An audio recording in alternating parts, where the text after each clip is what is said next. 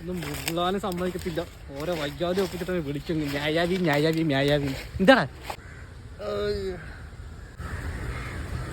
എങ്ങൊന്നും വേഷം കിട്ടിയല്ലോ, എന്താ പറ്റി? ഒന്നും പറയണ്ട, സിറി പറ്റിച്ച പണിയാ. സിരിയോ? അതാരാ? അണ്ണാ iPhone Siri. Hey Siri call മായാവി എന്ന് പറഞ്ഞതാ. കോൾ പോയതാണ് വിക്രമന്റെ മോള് മായാവിക്ക്.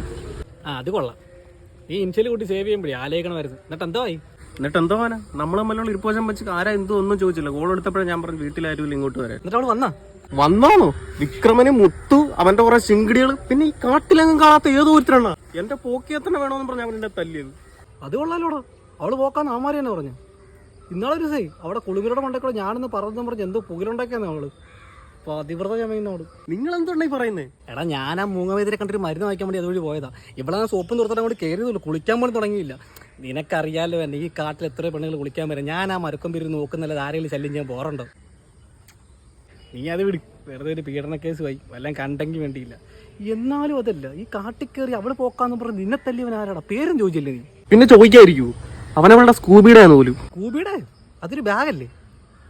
നീ അവളുടെ തോളയിലാവനെന്നാണോ ഉദ്ദേശിച്ചത്? ചിലപ്പോ ആയിരിക്കും. കലികാലം ലുട്ടാപ്പി ഇല്ലോണാ പോകുന്നത്. പോണോ പത്രോടാ വന്നാ